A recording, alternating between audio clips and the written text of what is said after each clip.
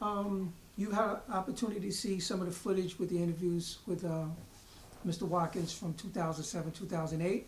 What are your thoughts on what you had, what you viewed, and what are your thoughts about working with Mr. Watkins over the years?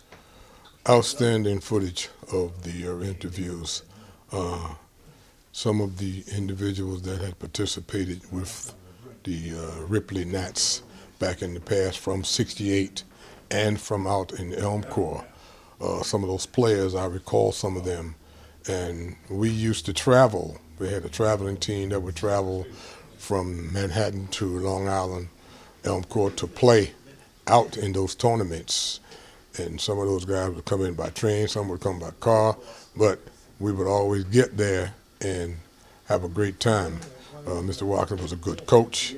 Everybody didn't get to play, but you learned as we progressed as players. And hustle was the favorite word of Mr. Watkins. Hustle, hustle all the time. And I've carried that on with me through my years of basketball.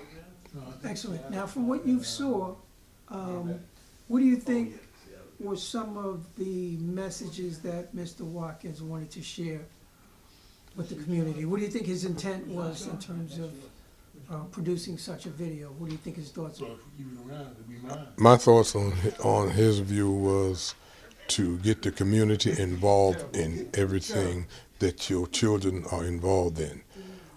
Community served the community. You have to serve yourself in order to be successful. And by serving yourself, you would be successful at most times. Times were hard back then, but we all had an opportunity to conduct ourselves in an orderly manner and do the right things. Okay, so what role did sports, athletics, and basketball, I guess it ties into education also, what did those aspects, how did that lay the foundation in people's lives, and what were the perspectives in regards to that over the years? It gave a lot of young folks something to be proud of. When I played basketball, if you got on the basketball team and you got a uniform, that meant that you deserved it, you earned it, and you treasured it, and you appreciate it more than anything else. Lose your uniform, it's like losing your life because it meant that much to yourself and to your teammates. And we worked together. It was a stepping stone to the next level of what you want to do with the rest of your life. Well, why was basketball? Why is basketball such? Why was it? Why is it such a major factor in our community? Well, basketball is a major factor because we have parks, we have rims, basketball courts everywhere, and you don't find you can find a basketball court to play on anywhere you go, even if it's just one backboard. You can learn something from that by practicing, and it's readily available to you, rain or shine. Players get up and play in the rain. I recall seeing one player make his way through basketball. Bobby Hunter would shovel the snow off of 68's basketball court inside on 27th Street, on 28th Street, on 27th Street. I've seen him shovel snow off to work on his game.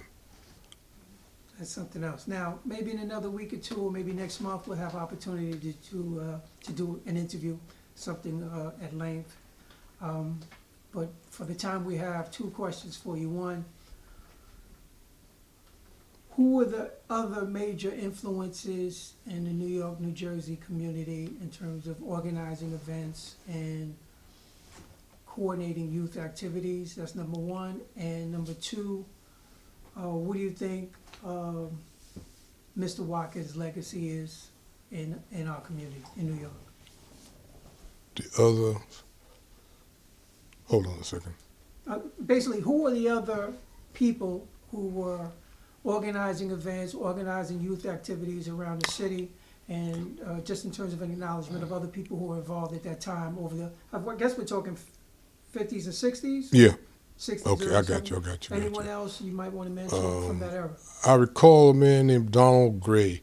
He was on 129th Street, and he organized baseball teams hardball. We got sponsors, we got uniforms, and we used to play at Randall's Island. I joined the baseball team. I was out playing right field. Ball took a hop and hit me in the forehead. I gave up baseball. That was my baseball years. I came back later, but Donald Gray was one of the persons in 129th Street that organized youth baseball for the youngsters and uniforms and everything. It was great. Great. Can you name some of the other coaches from that era? Community coaches? No, I can't. Okay. I really can't. All right, next time. Okay. Next time. In closing, what are your thoughts on that period of our community, 50s and 60s? What was the lifestyle? What was it like growing up in that era, and what can we learn from it? Growing up in that era, you had gangs around, and Street gangs. Street gangs, yes, street gangs. You couldn't go any further than 132nd Street on the east side, from Fifth Avenue over to Madison Avenue. We had the Lincoln Projects. There was gangs there. On the other side, we had the projects off 7th Avenue and 129th Street. There were street gangs there. Most of where you had to go, you had to sort of fight your way if you get caught out there by yourself. In school, we didn't have too much of a problem because we had teachers that sort of monitored that activity. But on your own, if you're floating around in the wrong place, you could run into some problems.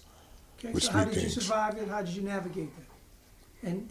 And how did that help you in life, if it did?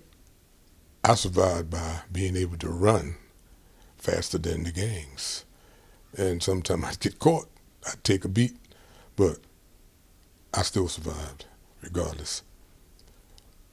Thank you very much, Jesse. So we'll get together Absolutely. soon. Okay. Thank you. Thank you. Just ask you to state your name, tell us where you grew up, and what do you have to contribute to this major conversation? Jeez.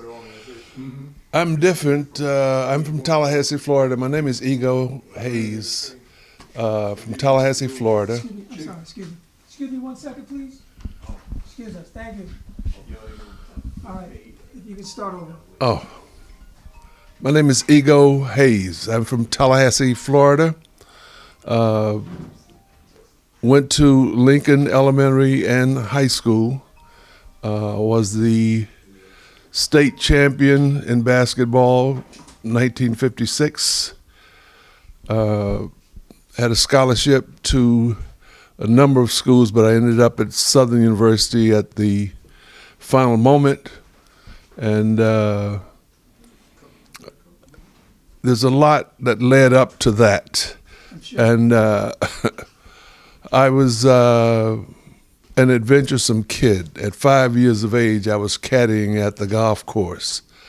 At 8 years of age, I was the babysitter for the Motor Vehicle Commissioner of Florida's son, who was 4. I was 8. Worked for him for 4 years, and learned to use everything that the older siblings had. The mechanical, gas-powered airplanes, et cetera, that I didn't have use of. Came from a household with a single parent. It was never an objective or even thought about, because everybody was in that condition. And as long as you had a work ethic, you could do anything you wanted to do. So after playing at Southern, as a matter of fact, my coach was Ernie Fears, who was Pee Wee Kirkland's coach, because we came to Southern same time and left at the same time. So graduating, I became I'm an art major, so you can look around the house and the artwork, most of the photos are mine. So graduated from Southern, came to New York, and I only played basketball to go to college. I was an outdoorsman. As a child, I liked being in the woods, learned how to shoot at a very early age. I was considered an expert by the age of 8. And so I only feared the dark, and I overcame the dark, and you just lived. So I came to New York. I was living in Yonkers for a while. I got here in May and did start teaching until October. But I used to play with Dick Hills, Tim Hill, and those guys that went to Siena. We used to play up in New Rochelle, and that's where I met Teddy Jones, who subsequently found me. And I didn't like sports. I only played basketball to go to college, all right? So, but I loved teaching, so I trained as a teacher, an art teacher. And so I came to New York, and I was politicized because we had a bus boycott 2 weeks after Montgomery in Tallahassee. And they used to let us get out of school every other day to drive in carpools, and it just follow the bus route, take people anywhere they wanted to go. And so I was politicized, came to New York, went through the process, took the tests, became a substitute teacher at Cooper Junior High School. It's 120th Street and 5th Avenue. And I met Leroy because I looked at the organization sheet in the school, and out of 140 staff members, we only had 19 blacks. So I just looked at it as an extension of Mississippi. I went to played all the Mississippi teams, and there was no difference that I could see. So I've always been political, and I've always wanted to know things. That was my prime piece. So my first school in New York was Pratt Institute. And there I would get the comment that I needed to learn how to paint, in essence, white folks. And that's not my experience, and I don't focus on white people, and that was the first time I'd had a white teacher, and I was always very proud of that. And somebody gave me the information that City College was free, and that if you were teaching, you could do your graduate program at City College. So instead of the $50 a credit that I was paying at Pratt, I could go to City. So I transferred over to City College, got my master's degree, and eventually I got my certification in supervision and administration. But Cecil, I met Cecil in a social arena. We knew some common people. And I came to New York and stayed in New York because this was Party City. And that's what I came here to do. And I did that. But I started looking at our history because they have us doing slave narrative every year. And I would do this with the courtsmen. Been doing this for 40 years. And I finally, my wife and I, who you see on the pictures, got to 71 countries, many of them 4 and 5 times. And I have the copyright on the African origin of heroic Greece, its family trees, and other quests. In other words, I have us around the world.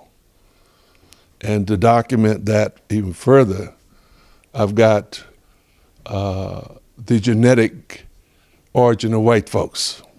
The Genome Project came out, and Cecil would come here. Aside from everything else, we just like one another because we were the same ilk. And I was doing basically things on my own. Whenever they would have a dance, I would have 2 and 3 tables of people, you know. So Leroy came to him and said, "Man, we don't have anybody like you in the Coursemen, so come join the Coursemen," which I did. And it's been a great ride, and I'm still doing what I do, because I was doing that before I joined the Coursemen, but everybody was doing the same thing while we were working. And you would call on them when you needed them for things. And then we had the common things that we would do. And it's just been a fantastic ride. I've enjoyed the brotherhood of all the brothers. And, you know, you've seen them as you grow older. You've seen them grow and go. And that's life. It's just a cycle, you know. Yes. So I still give, since the Million Man March, I've been donating $10,000 a year to Southern University. And anything you can think of that black folks need, I'm a charter member of the Martin Luther King Memorial Foundation, a charter member of the National Museum. That's there. I was there on opening night. So I do what I can with my resources for us. Yes. You know, and I don't let people, when I was working, I always told my white colleagues that when it came to their interests or our interests, it would split, because we used to party in Great Neck and all around the city, you know, and to show you how close we were, Cooper had been closed 20 years, and we had a reunion, had 110 people at Wonders of the World in the old World Trade Center. So everything is just good. Let me ask you a quick question. Sure. You were one of the people in those photos that I was trying to figure out who was who. So sitting here with you and seeing your image, I believe it was an awards event. Yes. Approximately what year was that, and what was the context of that particular photo? Who else was there? Well, I've done a number of those things because Cecil just liked me, and just because of my image. Everybody think I'm basketball, but I'm art. And that is always my focus, you know. So even with the Coursemen, and, you know, I would always bring a lot of folks on the trips, you know, including my mother on every trip I've ever taken, you know, abroad like that. Where, you know. where did the Coursemen go? Where did you travel to? Oh, we traveled to we introduced most of the first round of black travel agents to traveling to the Caribbean. As an artist, I used to take photographs. So when you looked in a magazine back in the 60s and 70s, all black folks were doing was serving white folks on the beach.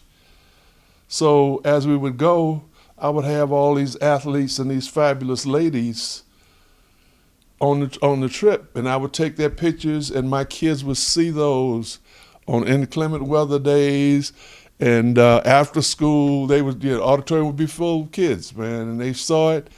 It took 3 years.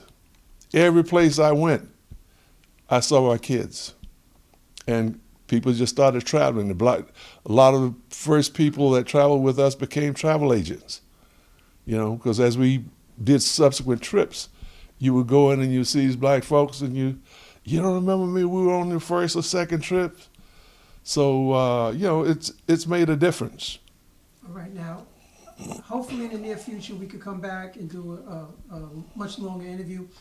What do you have to say in closing in regards to your perspective of the importance of the Coursemen over the years, and any other reflections on Mr. Marcus? It's been tremendous. The number of people that we've affected on the job and because we were all doing things on our jobs.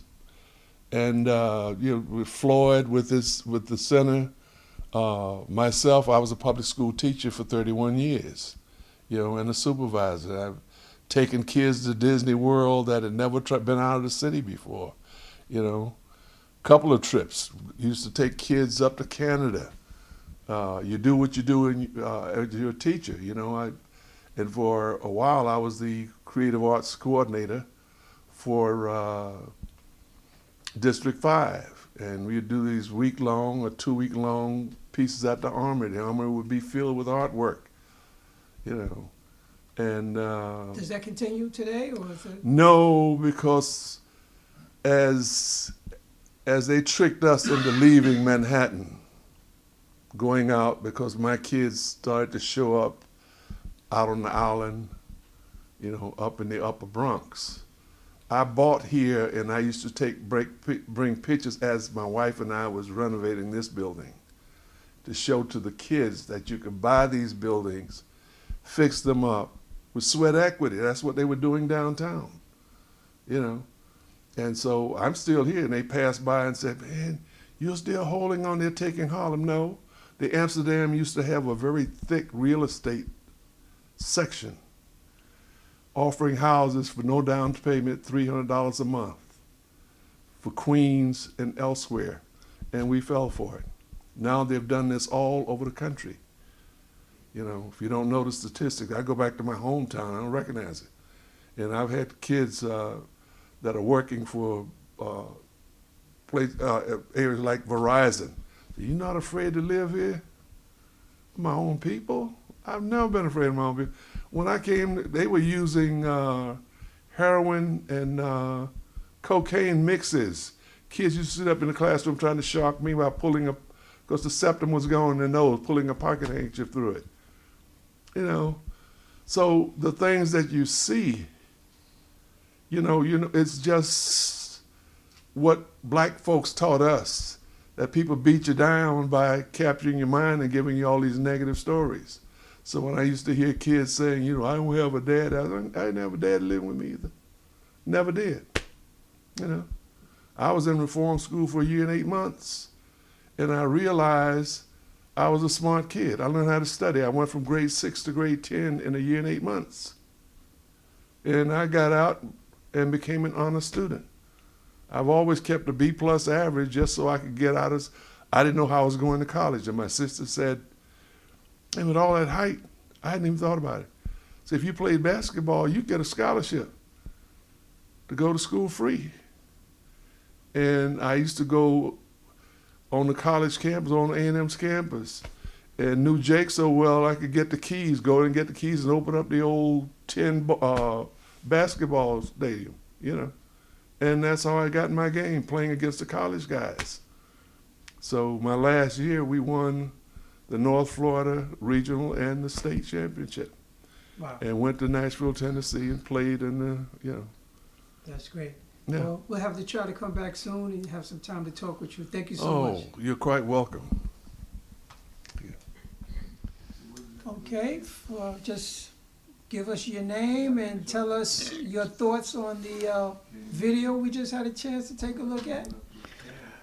My name is Floyd Griffith Lane, and I thought I know that the video you just took was outstanding and very interesting, and I know anyone that gets a chance to hear it would really be enlightened by a lot of things. I think they were outstanding. Great, thank you so much. Now, there's some photos of you. I'm thinking it's approximately 1961, officiating some of the basketball games that were out in, I believe the school was 127 out in the Ray Felix tournament. I saw Yes. some photos of you. I saw some photos of you as a teammate. Looked like it was 1961, maybe 64. What are your thoughts on that time of your life and still being an active player and coaching and involved with the community at that point? Well, after our incident at the City College, I then became more and more interested in teaching and coaching or doing and being active, and it was a time of searching for situations, that had been denied us, and I was really anxious to form programs and get involved, and the community center programs became involved in my thoughts, and I really was interested in finding out all that I could, all the information I possibly could. Yes. Well, give our audience an overview of what the community center meant to our parts of the city, the inner city. What resources were at the community center, and what was the environment for our young adults, teenagers, to be able to go somewhere and have a safe space? Little did they know that they were being guided and connected with people that were very much interested in their growth and development. And my involvement in the community center and being able to touch base with so many young people was a great feeling for me, to pass on whatever information I got from the educational process onto the young people. And it helped to give them the insight into how important their education is in a very quiet mood, in a way that they not to get behind them and push them in such a way that would be that might be anti their feelings, but to take them into an area of recreation and athletics, and combine the fact that the recreation and athletics could play a role if they move forward as far as their education was concerned. They could go hand in hand, and I didn't have to do much preaching to them about all that. It's just participating and getting involved. Okay, now what was going on over at PS 18? I mean, I knew it was a night center, and I knew they had evening center, and there was tournaments, but I remember walking in there as a child, basically, and there was a lot going on in there. It wasn't just basketball. So what was the scene? Well, we were doing some teaching. Oh, excuse me. Yes. All right. We were doing some teaching, not only with as far as the education was concerned, but we were teaching about life, as far as human beings were concerned, and the people that you were contacted with, the people that you were involved with, were all in touch with young people from our past experiences, because before that, earlier in the early days, I was involved with Forest Neighborhood House. Really? Yes, a disciple of George Gregory, the great George Gregory from Columbia, and of course he was as quiet as a director.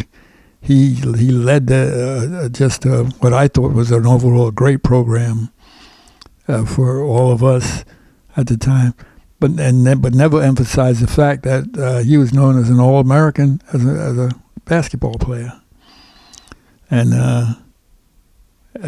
he just he never pushed the sports to the area in which he emphasized that as a growth and development point. He thought community growth and development was very important. And what was his name? George Gregory. Okay. George Gregory. Can you just hold the mic a little lower? Yeah, right there's fine. Tell us about some of your early influences. Who were the players that you watched? Who was the guy in your neighborhood that you wanted to imitate or emulate? And was this in the Bronx, Brooklyn, Harlem, or where was this?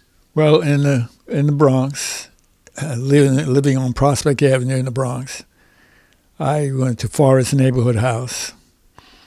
And in Forest Neighborhood House, one of the great Wrens taught me, Edward Younger. Eddie, or Eddie the Eel Younger, and I was one of his disciples. What type of game did you have? He was a dynamite guard, very good, and he knew the game inside out, and he was up and down the court and making things happen always, constantly. He and the rest of the Renaissance team, and they were a forward-going team. Their whole outlook on the game was pushing forward and making things happen at all times. Very productive, I would say. Very productive. Were there other Reds teammates that were on the scene, or some other players? Name some of the players that were. Hank, the great Hank Tizzoni, Sonny Woods, Eddie, of course, Eddie Younger, my mentor, Dolly King. I said Pop Gates, didn't I? I think did I? No. I said Pop Gates. Pop Gates was outstanding. So one of those guys that I'm not getting his name now, it's slipping me. But was Mr. Isaacs around that time? John Isaacs, of course. He was in that group. Yes, John Isaacs, definitely. And those are all mentors. They knew what time it. They knew what time it was at all times. Let's put it that way, and they had great insight into how you got things accomplished, got things done, as far as the game was concerned. And in that taking place, they not only taught us quite a bit about the game, go forward-looking situations and all that, but they taught us a lot about life in general. And I think that combination was extremely helpful to me. And it kept me on the path of making sure that when we had the mishap at City, once we got into City, even to get to the point to get to City College and to get to be with the type of people fellas that were just great, potentially great players. And what we learned from Nat Holman, one of the original Celtics, that took us on our way all the way. And the overall attitudes, the different situations that took place, gave us the insight into how to step out on the court and function each and every night, every day and every night that we did participate on, as far as that team was concerned. Yes. When did you first meet Cecil Watkins, and tell us a little bit about the early courtsman experience? Cecil was one of the youngsters from Jennings Street, and he was back in the Bronx in the days, and I had known him up and down stickball on 167th Street, etc. The stickball players are back there. They know what I'm talking about. And we became closely involved with each other. It was just a great relationship. And his brother, who was at City College, who was one of our seniors, was a senior when we would cut sophomores, was also a great person to be involved with. And he was a left-handed stickball player who was stepping up and throwing the ball down the road towards first base, which I was unfortunately around at that point. And by the time he got ready to swing and hit, he was virtually almost as close as you and I. So that was quite an experience. Lots of the time. And people like that who were, just people that were respectful guys, that they made a big difference in my life.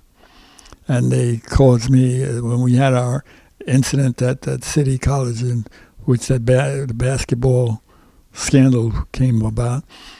They were the guys that were out there with us, making sure that we were going to take care of our business and further our education, etc.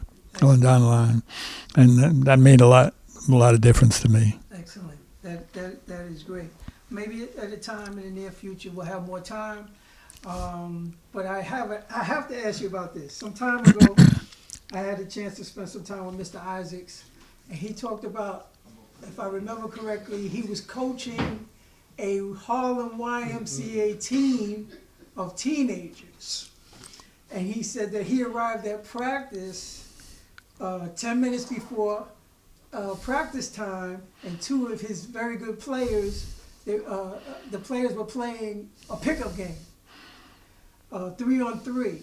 And he brought it to my attention that he had informed yourself, I believe Ed Warner, and someone else, that he said something that as bad as you shoot free throws as teenagers, Yeah. that there was no time for pickup Pickup games, game. and you should be shooting free throws. Do you have any recollection of I certainly do. the YMCA team? It really rings a bell for me. And I got to the foul line in a hurry. Did you? And yes, the starter, he said, you better practice some fundamentals and get them down pat.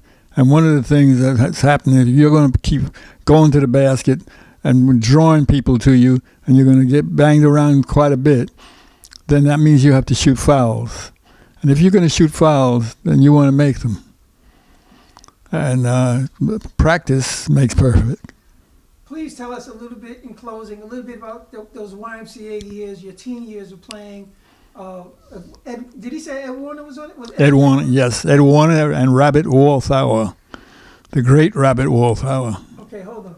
Now, Rabbit Walthour, is this an actual person? Because I've been hearing these incredible stories about, is it a myth, is it real? Or what?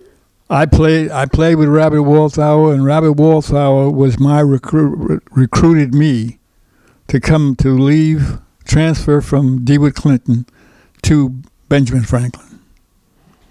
He came to my house, sat down, said to my mother, Ms. Johnson, I feel that your son has got a good chance with us. And he says, and I will look out for him. She says, I don't want my son going through Harlem, because Harlem is dangerous. And he said, don't worry, I will take good care of him at the practices and getting back home, etc.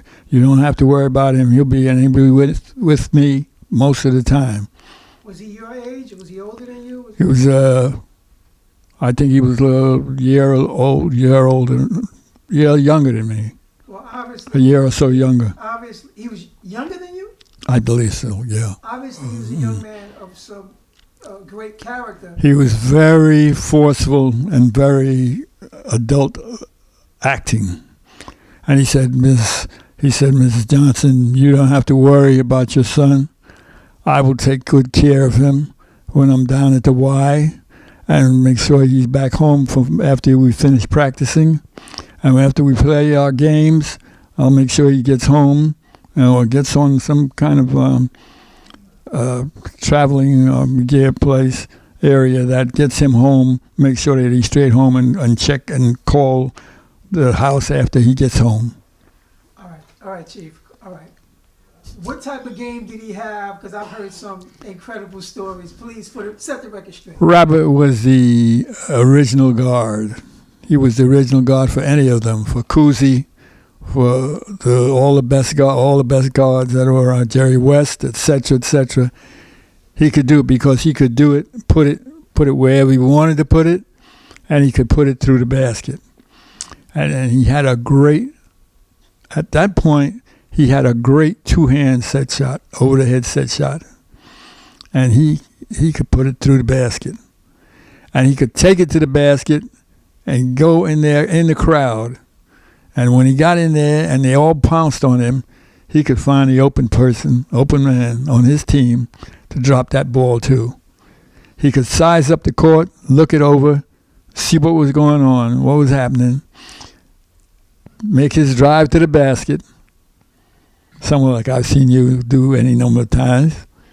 And when he got to the basket and when he pulled the men, all the men on the other team on him, the way he wanted and got them in the position that he wanted to get them in, he knew how to drop that ball on you so that all you had to do is drop it in the basket, off the backboard into the basket. And he knew what time it was at all times. When he got on the court, he knew what was happening. He sized up the situation, and he took care of business. So how did you guys do over at Franklin High School? Pretty good. We not bad.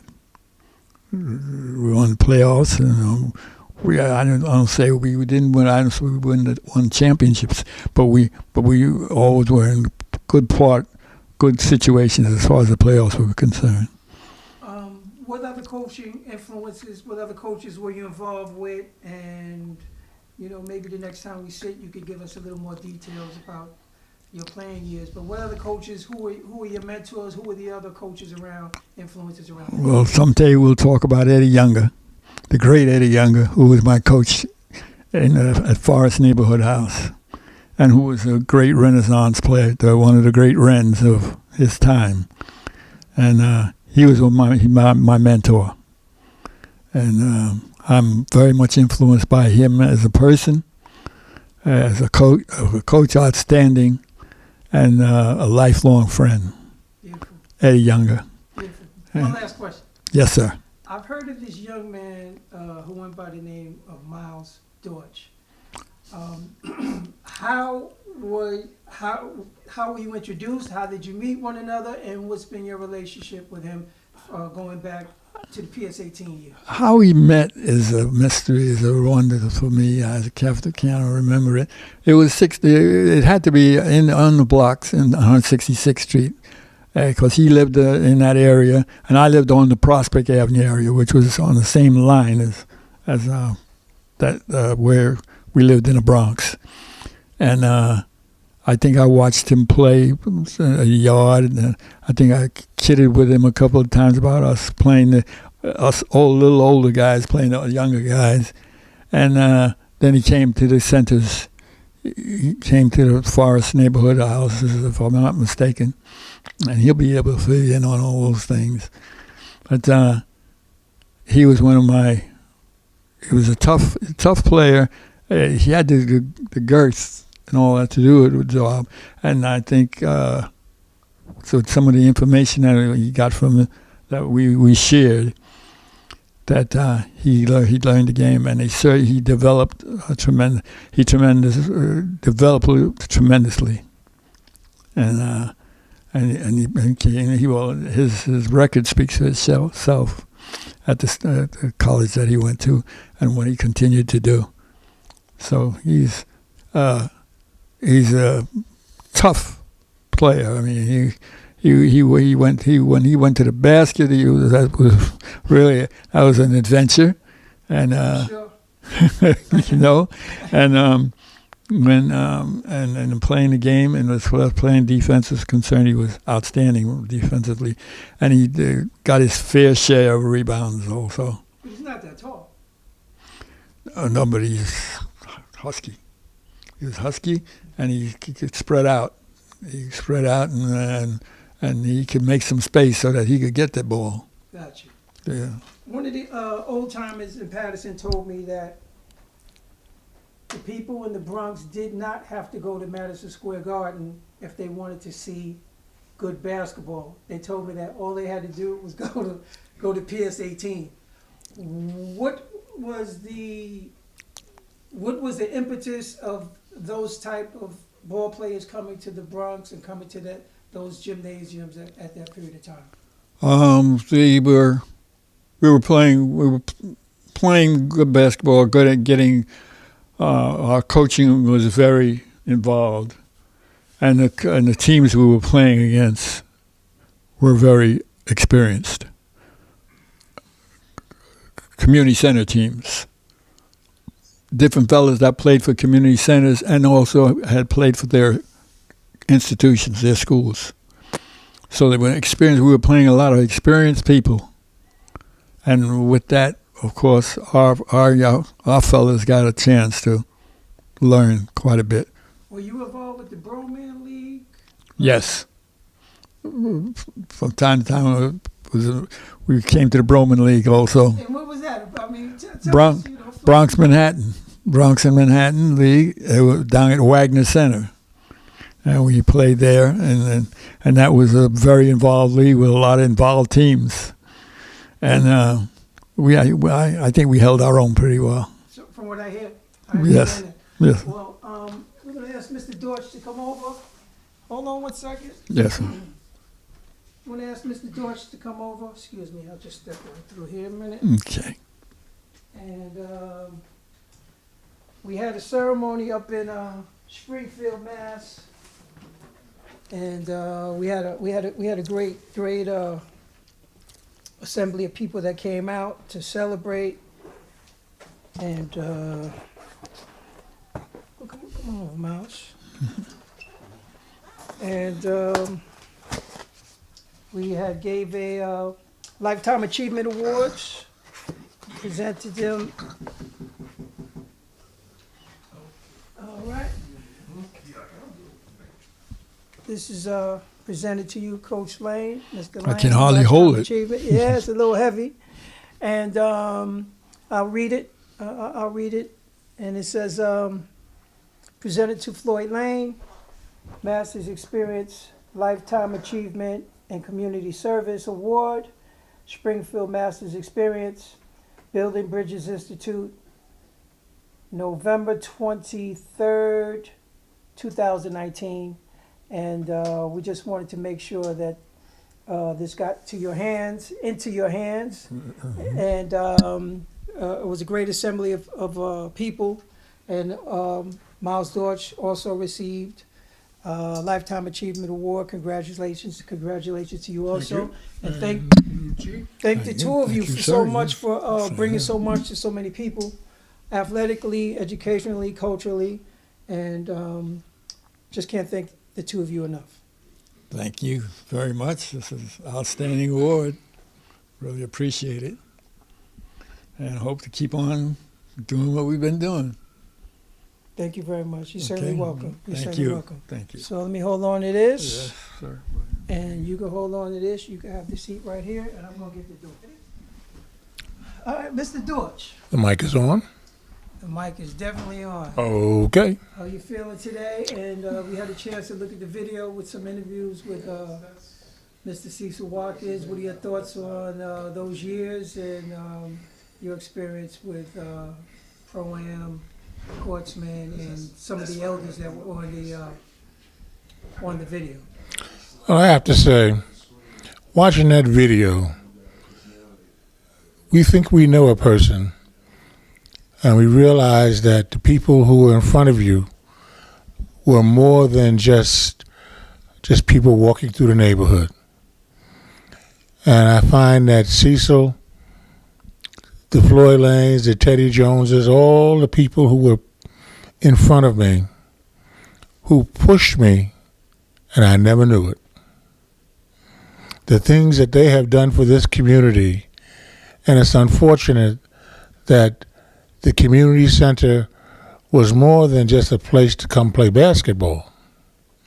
The community center was a lifeline for most of us in our community. So when they say it takes a village, believe me, a lot of us who didn't have certain things in our life were picked up in a community center. And knowing the things, I participated with a lot of stuff that Cecil Watkins was doing and never realized that it was a step up. I took it for granted that, just to play basketball, it was more than basketball. I remember the days, I was riding around in Queens 2 days ago, and when they had the tournament at 127, we used to have to take the train from the Bronx to 42nd Street to take the number 7 to Junction Boulevard and run to Astoria for a 10 or 11 o'clock basketball game. And you talk about in 1958, 59, that was a long time ago. And trains did not run on clock, and you had to be on time. Never forfeit a game in my life. I just don't understand how today people say, I can't make it. Commitment. Commitment is the most important thing. And we were taught that in our communities. And just to see Cecil Watkins, I was also surprised to find out that Cecil lived in the Bronx, because my association with him has always been Queens. So evidently, I also went to PS 23. You serious? Yes, I did. And of course, I was transferred to the parochial school, but 23 is right down the block from me. So I never realized that he was in the same neighborhood that I grew up in. You didn't know that? Never knew that. Always associated him with Elmcore. So, of course, that's another star for the Bronx. Right on.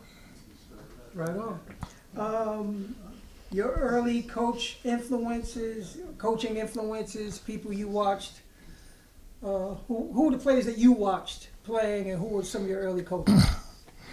Well, it's so funny that initially Mr. Lane was an early influence in my life, especially around the age of 11 and 12 years old. This was pre-projects, when they were building up the Forest houses.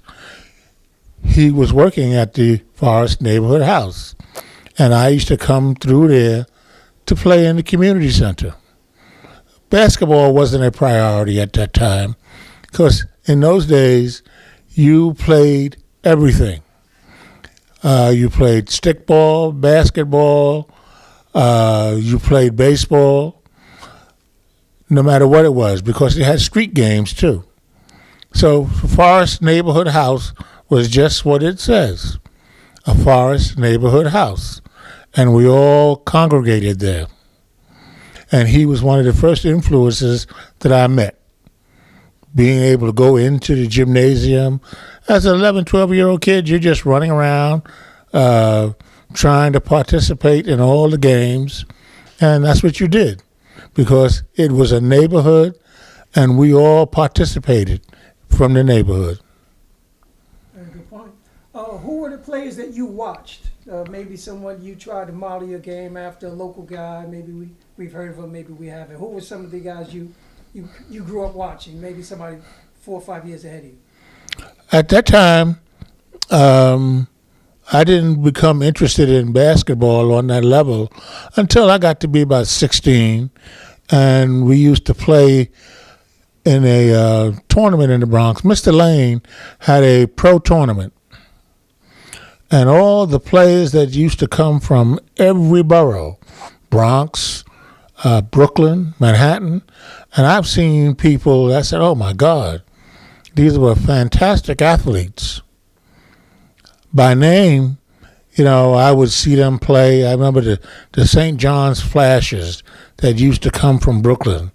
I used to watch the Goose Powells come from Harlem. I didn't know them personally, but I was really impressed. And it was something to come see these people come play in your neighborhood. They were the top athletes because that's what you saw. And they, of course, inspired you to improve your game. You said, oh, man, we didn't have the opportunity to watch television and see what was NBA at that time, because the NBA, for all practical purposes, wasn't the basketball that we emulated. I have a friend of mine, we used to have an argument, and we were all riding home from a game. And one of the guys in the car said, man, the NBA is the best basketball in the world. And my friend Arnold Jeffrey says, that's a lot of crap. Anything that doesn't include us is not the best basketball. And when you think about it, you saw all these professional athletes in the NBA. Very few of us participated. So how good could it be if we weren't included? Very good point. Approximate, what year are we talking? We're talking about 60, 58, because I remember when first time I was taken to the Garden, and of course, the first person I saw in a Knick uniform was Sweetwater Clifton. And I said, oh my God, there's a black player playing. And he was really something. And of course, I was enamored by the Globetrotters. I thought Marcus Haynes was really one of the best basketball players I'd ever seen. We used to practice dribbling out in the playgrounds. You never heard us say Bob Cousy or any other players in the NBA. But I also have to say, too, you know, you brought this up a little earlier. And the thing that impressed us the most, we were fortunate enough that Mr. Lane produced, I wouldn't call it a program, but he produced an avenue for us to see professional basketball players of color in our neighborhood. Because when you stop and think about it, black athletes never really got a shot. So where else in my block could I see Wilt Chamberlain walk in a community gym, the Carl Greens, the Al Efords, the top black athletes in the community come play in my neighborhood? And I get a chance to play against them. You never realize the exposure and the impressions that a young man can have playing against these gentlemen. And it's something that it really comes to pass only because racism is the biggest thing that caused that. Thank you, Mr. Lane, for allowing me to be exposed. Because I do remember on occasion walking in a gymnasium, looking at Chamberlain for the first time. He took his shirt off. He was playing in his pants. And from the waist up, he was a massive man. And you never thought that, wow. And another man who gave me a good lesson was a Sherman White. Sherman White, which I found out later on in life, when you do the history of basketball, he was voted the best college player ever to play in Madison Square Garden. 6'10". He was a cross between a Bill Russell, a Wilt Chamberlain. He could score, he could rebound. Now, of course, me as a young 16-year-old, seeing these gentlemen for the first time, anything over 20 was old to me until I ran into him. You know, when they set that pick on you and they ring your bell, well, they rang my bell. And I laughed, you know, when I heard the stories later on when you used to be able to go to the basket. Oh, yeah, I was a high jumper. And I would love to go to basket on them and try to assert my skill level. But they would tell you, young man, don't come in here with that anymore. And of course, one guy told a story that Sherman told him, don't do this. And he said, the heck with that. He said he woke up at home the next day because unfortunately they didn't play that. You can come in and you can play hard, but they did not allow you to embarrass them. So as a result, you came, you played hard, and that's it. And they did not take mercy on you because you were a teenager. If you came to play in the adult league, then you need to take the lumps that the adults will give out. Or you better be able to give lumps too. That's powerful. Quick question. What was the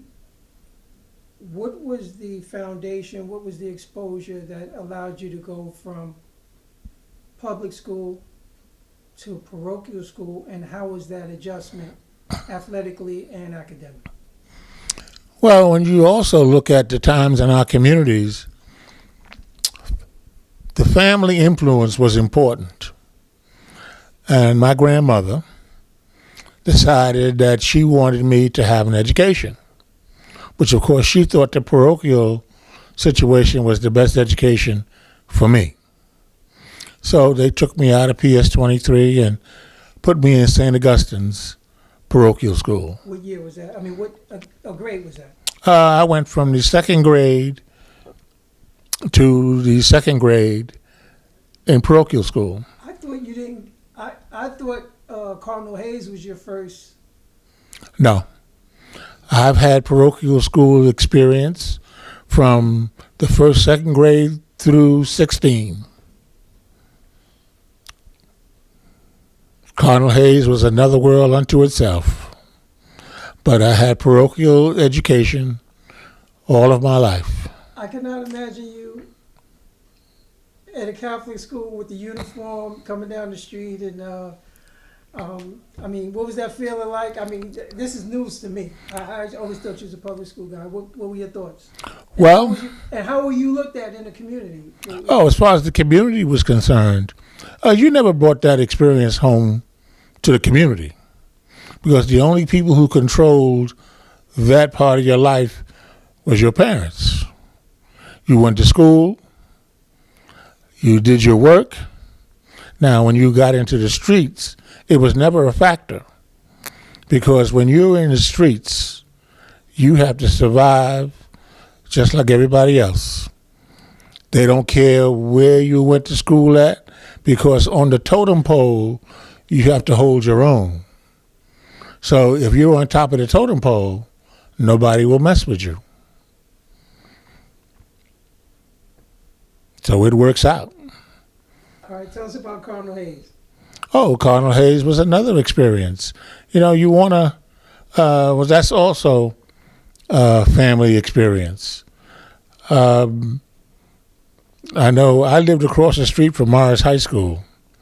And when I first moved in that neighborhood, Morris High School was predominantly all white. And I used to sit in my window and I used to watch these students go to school, go to class, and I used to watch graduation. They used to come down the street, and my mother said to me as the school started to change, well, you don't have to worry about going to that school because that's someplace that you will not be going. And in my household, you did not challenge authority because your job, as she told me many a time, go to school, take care of your business, then you can eat and sleep and don't worry about anything else. Because as a child sometime, you let a lot of stuff go through your head.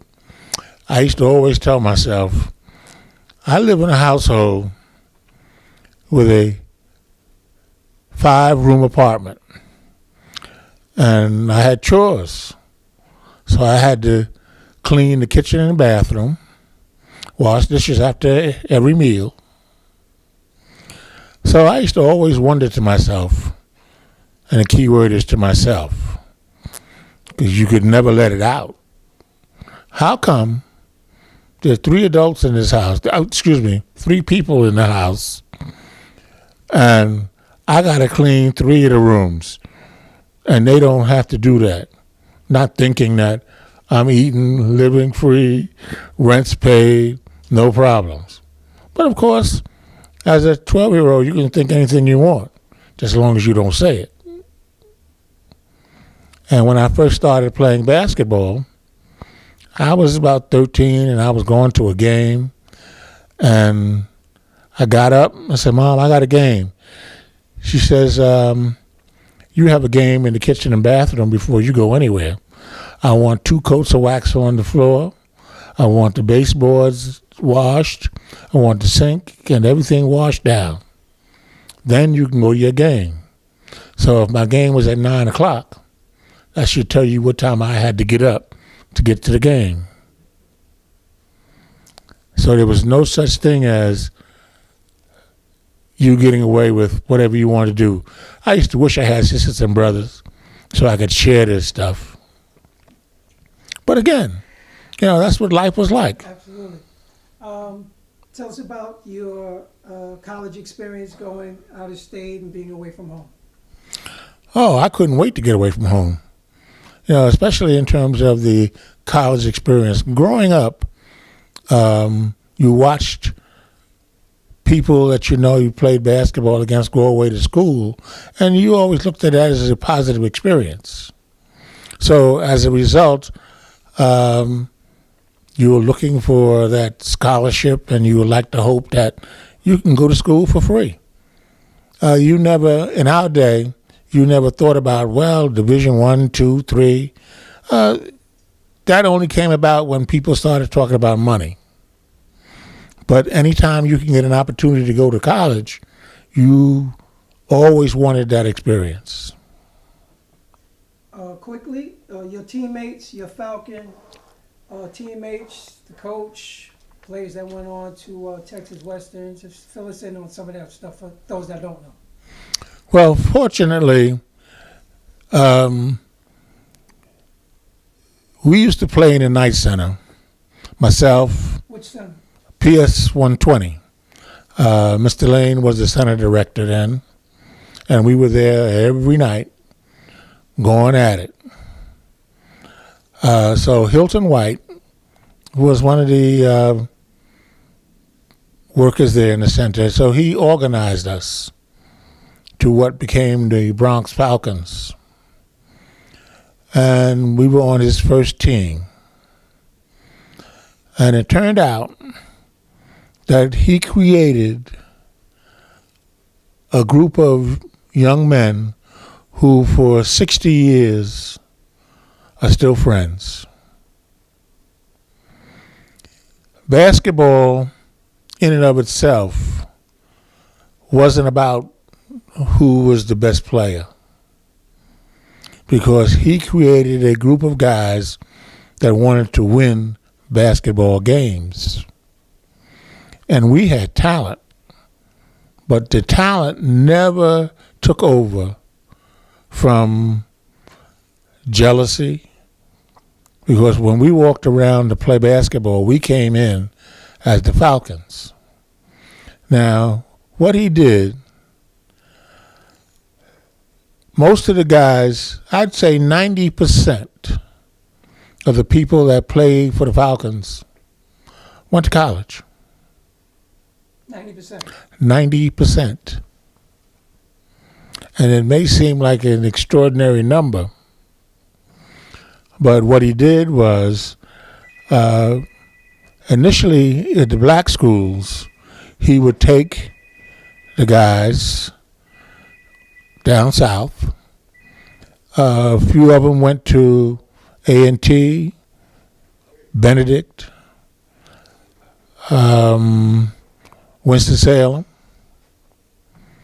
He had contacts around the country, so people started looking for his players. Frank Perez wound up going to Loyola Chicago. And what you also have to understand about the situation about college in my time, it was really open season on basketball players. You had so many people out there who were pimping the families. What family? Here's what happened. I'll give you an example. There was a gentleman. His name was Spook. We call him Spook. I forget his full name right now. Only because any other time I could tell you about it. But he was an unscrupulous type of guy. He could come to you and ask you about going to college. And most parents would want their kids to go to college.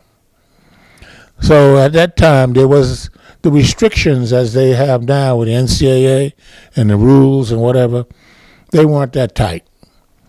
So most of the small Division I schools were looking for players. And if you look back in the 58-59 season, when Loyola Chicago won the championship in '63, they had Ronnie Miller, Jerry Harkness from the Bronx, Patterson. They also had on the team, Pablo Robinson was there from Harlem, Ed Smith. They also had Frank Perez, Leroy Watson on that roster. You look at schools in Rhode Island, and the school, how could I forget the school? John Thompson went there. So did, well, what it is that certain Division II schools, Division I schools, came from various neighborhoods. So they were supplied by various cities. New York, Philadelphia supplied various colleges, small colleges, especially Catholic schools. So that's how you got into school back then.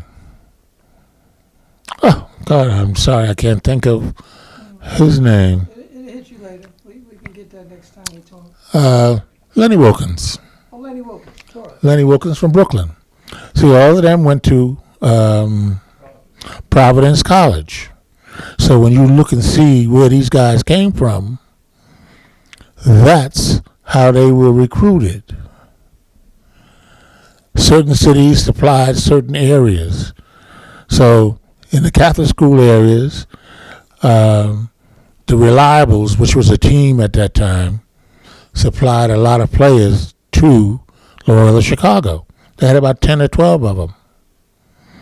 Over the years, for those first 5 years, all the top New York City ball players went to Loyola Chicago. And then between Providence, Lenny Wilkins and quite a few of them went to that school out of Washington, D.C. And then, of course, those who didn't go went south. Now, you heard them talking about how Big House Gaines came to New York. Oh, well, you see, most of the other schools were supplied by alumni. So as a result, that's how we made it through these various schools. And why? The white schools would not take us. The Division I white schools. See, there was a different level at that time. Division I, top level, ACC, SEC, they wouldn't touch a black player. Because ask yourself this question. The two best players in the country when I graduated from high school, Tony Hawkins and Roger Brown, now one of those schools looked at them. But all the other white players out of New York City went to Division I schools, SEC, ACC, who graduated with us. So it's a different setup back then. Right. But that's how we all got a chance to go to school. I got the opportunity only because I played in the game at the Garden. And the guy who recruited me, it's so funny. Mr. Lane gave me a picture to develop for him. And I looked at the picture, and there was one white guy in the corner. And that was the white guy who recruited me for college, who played with Mr. Lane in high school. So he took myself, Tony Greer, up to New Hampshire because he wanted to bring a lot of New York players into this area. And the school was building, and he took about the top 8 players out of the Catholic school to go play in New Hampshire. How'd you guys do? First 2 years, we did well. We went to the NCAA. Third year, we went to the NCAA. And then on record, which I never even thought of, I looked at our record for 4 years, 66-22. Pretty strong. And in 4 years. And we lost 12 games in my senior year, only because we had a dissension with the younger guys coming behind me and Tony. So hopefully in the near future we get a chance to sit down again. And any closing remarks? Your thoughts on your Lifetime Achievement Award? You know, the Lifetime Achievement Award, it's nothing but a passing of the torch from Mr. Lane to me to you. I look in the Facebook, I look at all the guys that used to play at PS 18, and I'm proud of every one of you. I look at Teddy Williams in Texas, Eric Russell in California, Derek Doward, all the things that you guys have accomplished, and all because it was passed on. The community center wasn't about basketball. It was a learning experience about life when a community took care of itself. And now that they have removed that cover, you guys are still taking care of it worldwide. So I thank you for continuing to do the work that was passed to me, now to you, and you will be passing it on to whoever touches you. Thank you very much. Thank you, Miles. Appreciate you. Got to get together again soon. Thank you, brother. You're right the first time. You don't have to ask for seconds. Thank you. I think we're good.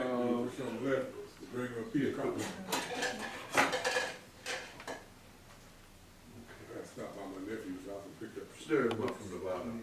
What?